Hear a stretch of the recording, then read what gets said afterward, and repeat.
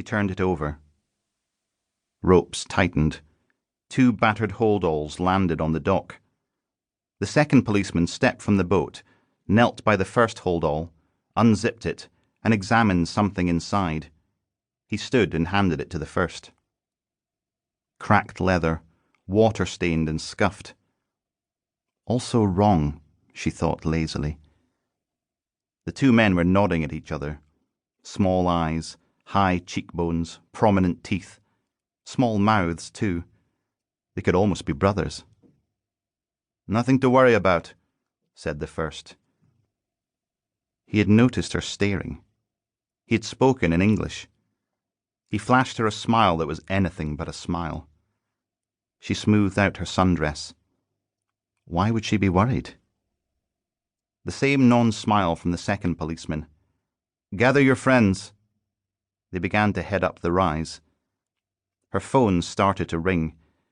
She rejected the call with a text. Somewhere out of sight, an invisible hand was tapping a microphone.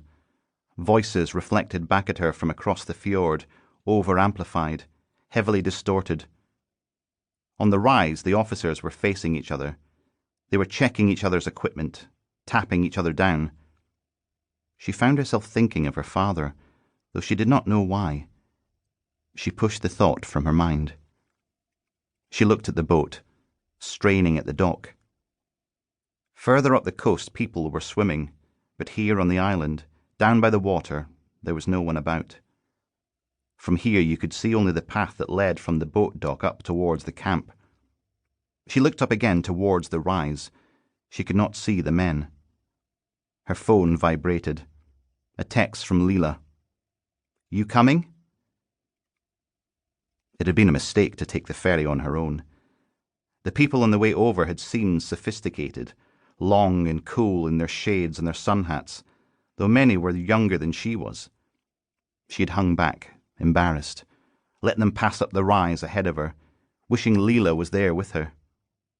It was getting harder and harder to imagine herself amongst the thronging crowds, more and more tempting to turn and head for home. She could hear the applause now. Stirring music played. She texted a reply. Soon. The boat key was in the ignition. Strange, she thought. Tempting fate. She looked at the outboard motor. Evinrude 225 E-Tech.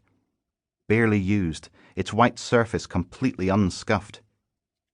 She looked about her. No one was watching as she stepped aboard at the bow, onto the aluminium tread plate deck. The boat barely tipped. She sat cautiously at the wheel. She was breaking some law, she was certain of that. But she was 15, and she was alone. If anyone stopped her, she would speak English.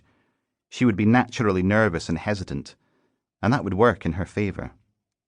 They would let her off with a warning. "Sorry, officer." She clicked the key into the first position. Lights on the console. A loud chime. She swung the wheel to the left, felt the gentle tamping as behind her the engine turned in its mount. Everything was expensive. Everything was new. She turned, guiltily, a sudden sense of being watched, looked up towards the rise. No sign of the officers. No sign of anyone. She slid the key round to position 2. The engine thrummed quietly into life. "Where are you?" She texted back. "Come down to the dock." Of course she wasn't going to. But something about the idea of taking the boat appealed to her. It wasn't even tied right. And there was no one here to tell her she couldn't.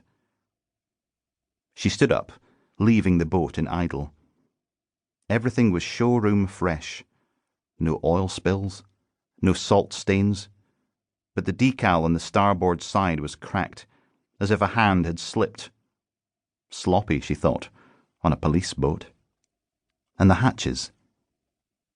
Why were there no padlocks on the hatches?